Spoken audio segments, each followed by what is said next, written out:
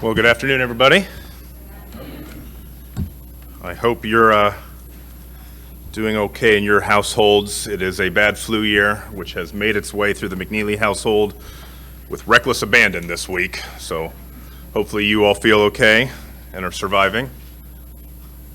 I'm waiting for my slides to come up while I do, so I haven't seen a lot of you. There we go. Excellent. Thank you, Mr. Kubik. So we had the pleasure this year of going to Italy with actually many of you in this hall today for the feast this year. But afterwards, we took a side trip to Greece, including Athens. And so I've been very blessed in the past few years to have been able to travel to a lot of places where you read in the Bible and get to walk walk in your own shoes in the same places. And it, at least to me, and if I can maybe share it with you, it kind of starts to bring together a little bit of the messages that we sometimes hear in the Bible a little bit. So I'm going to do something a little bit differently today. I'm going to do a slideshow, but I want to kind of look at things a little bit differently. So I'm going to show a little bit of, we had the pleasure of going through Athens, and in Acts 17, we have this wonderful moment where Paul kind of, mistakenly in a way, he's kind of comes to Athens out of his way, but he's stirred to, and he first preaches in the synagogue, as he usually does, but then he is called upon by this city that is known as an academic area to come speak to the philosophers of that time, as they love to hear new things. Didn't mean they wanted to agree with it. They oftentimes just wanted to fight against it, but they wanted to hear it. And Paul, ever the endeavored spirit that he is, took them up on this charge. And so he gives this rousing sermon in Acts 17 on Mars Hill. And so I'd like to walk you through and just kind of help you, maybe if we can look at this sermon a little bit, but understand a little bit more, because having walked that spot, it took on a little bit something different for me. So this is a picture of Athens in modern day. It would have looked much more grander back then. And you see obviously the Parthenon in the background. Oh, there's a little thing. So we have, I'll use this side. So we have the Parthenon. This is this great hill. It is pretty neat when you walk Athens, which is a dirty city, but back in the day would have been a whole lot nicer. But the Parthenon stands on this hill in the middle, and it dominates the entire city. The city is a valley. It sits kind of in this big ringed valley, tapering down towards the ocean. It's a port city, but in the middle stands this location. And so in the ancient world, in about 400 BC, when all of this would have been created after the Greeks had kicked the Persians out of Athens, they create this dominating, structure right in the middle of the city that no matter where you are in modern Athens, at least in the heart of it, you can see this, and it stands above everything else. But this right here, this little foreground, that right there is Mars Hill, or what's called the Areopagus in Greek. And so we don't quite, I think, always understand when we read this how close Paul was to the center of everything, being dominated by the structures of the day.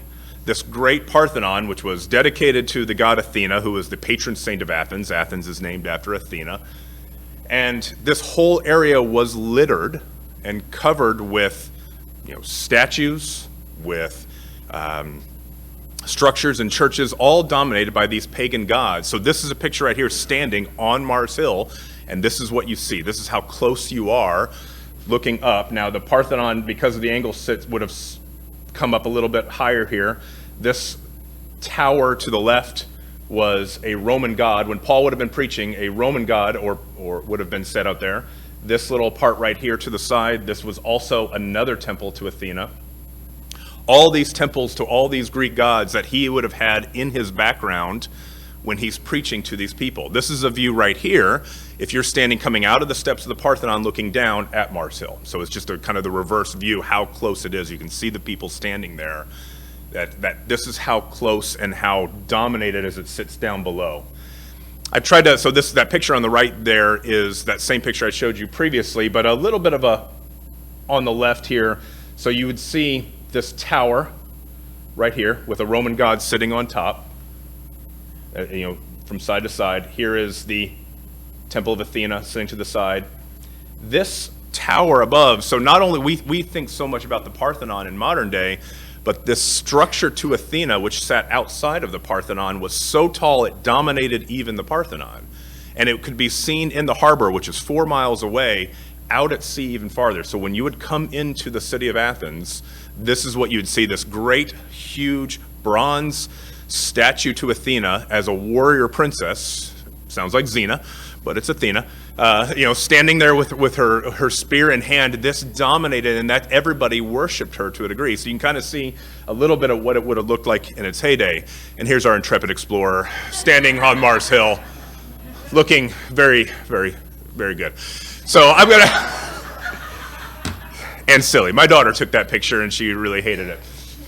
So I'm gonna come back to this, and all I really want to do today is I want to read, we're all together, let's go to Acts 17, and let's read Paul's words. So having seen, and we'll sit here where you can see where he would have been standing, and what would have been in the background, and what he would have been surrounded by, let's read his words. As he comes before what is called the Areopagus, which was also that Mars Hill, but it also was a group of about 30 people who acted much like the Sanhedrin that we know so well when we talk about the Jewish world.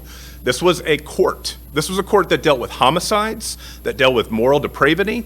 He isn't just speaking to some random people on the street. He's speaking to a court on one of their most holy of places, standing in front of their most prized possessions that are dedicated to their pagan gods. So I want you to understand, and how he is dominated in the background. It sits looming large above him and filling the entire sky, and is everything they love. So let's think that and keep that in mind. I'm going to leave this picture up, and let's go to Acts 17, verse 22. When Paul gets this chance, what does he say to these people standing on this hill?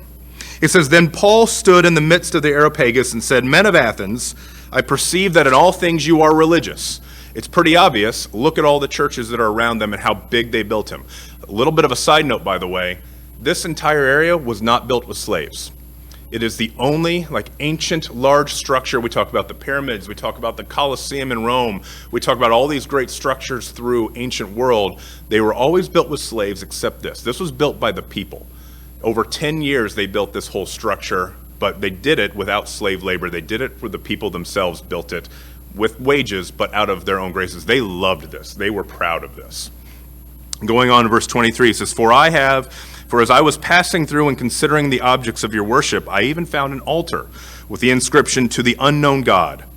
Therefore, the one whom you worship without knowing, him I proclaim to you.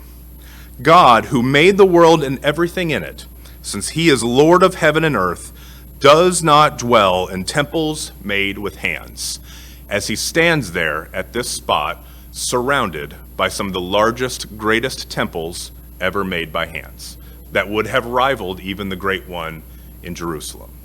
Now, interesting line there as we read that in verse 24. These are the exact same words Stephen says in Acts 7, 48 through 50, when he's giving his great message to the Sanhedrin, standing in front of the Jewish temple, and he says the exact same words that Paul said. He says, God does not dwell in temples made with hands.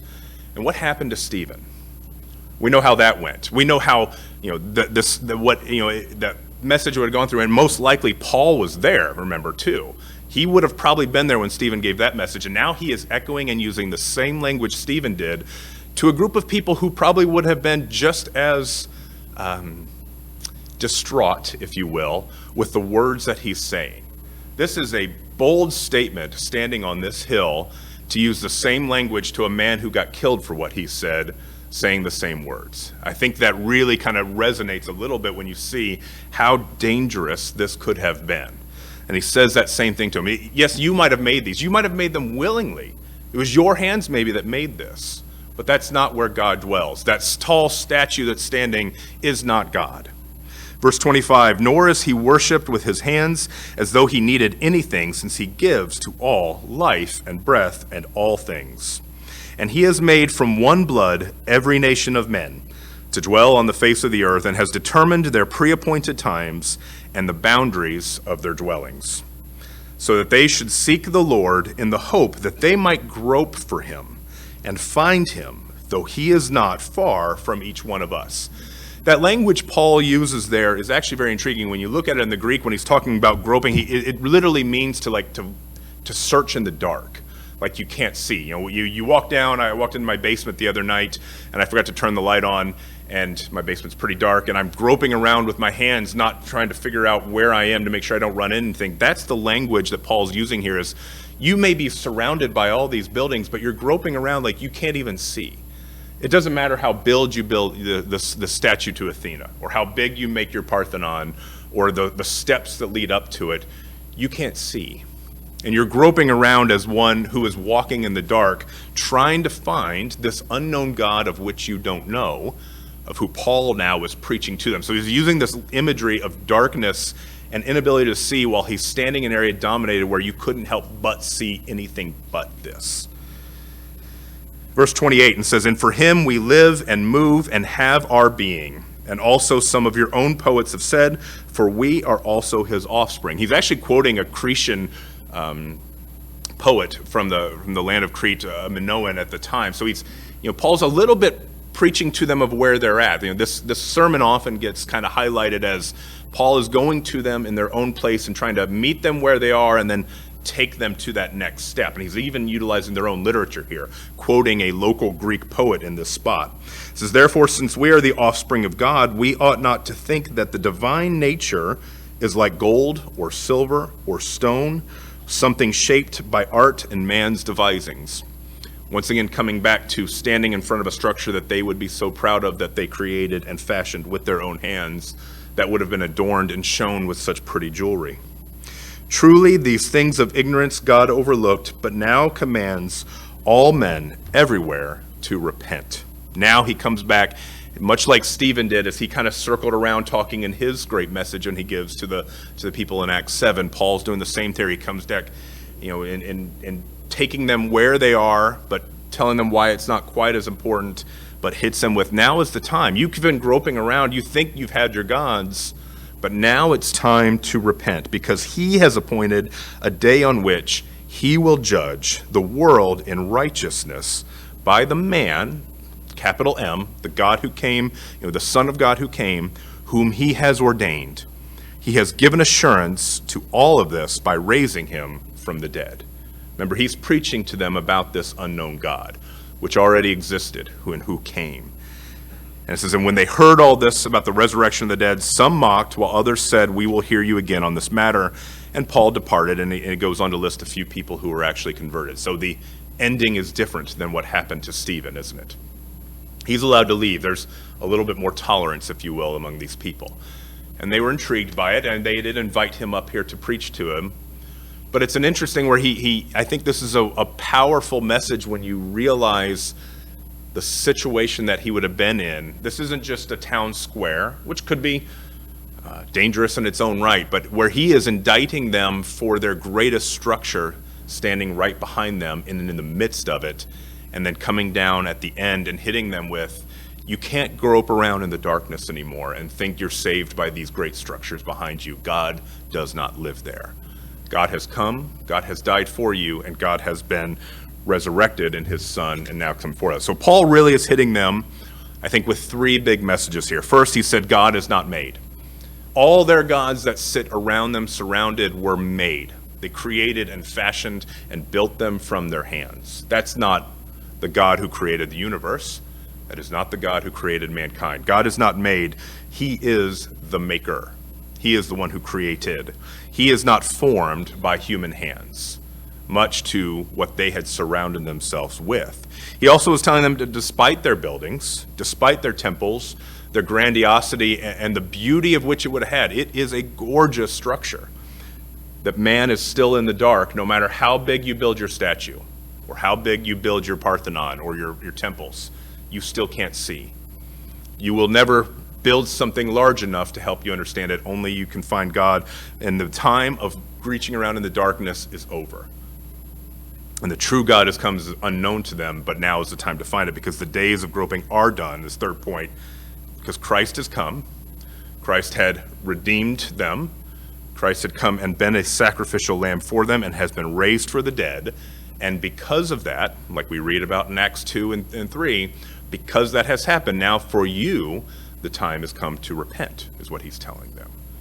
The time of searching for gods and structures is over. The time for recognizing who God is and repenting and changing your life is at hand. Doesn't matter where you stand, where you walk, or what temples you come into, everything, as he's talking here, surrounded by all these structures, indicting them in their own location. And he's telling them, you have this sign, this small little location over here to the unknown God. Well, I'm telling you now who it is, and it has nothing to do with anything you're seeing here. I think there's a huge power having walked this spot here and seeing this, and when you realize how big this structure looms so large and so daunting over everything, this would have taken a level of skill and strength and, what's a good way to put it? I would have been scared, let's just say. I mean, this would have been a hard thing to do. When I stood there and I'm sitting in that location looking like the intrepid warrior that I was, it was quite a moment realizing what it would have taken for him to do what he did in this sermon, and how powerful this becomes all of a sudden when you realize this wasn't just speaking to some random people. This was indicting a town that was mighty and brave and was very proud of who they were. And the fact that he did it in a way that also I think echoes Stephen. I've always loved Stephen's address to the church in Acts 7, and he did it in a way that really echoes those same things in a way that could have landed him in the exact same predicament. I think makes it really powerful, and I wanted to at least a little bit just try to share that with you guys and to just read it from a different point of view with some pictures to kind of show it. So, nonetheless, I think that's the heart of what comes out of Acts 17 when you really read what it really means when he's preaching on Mars Hill.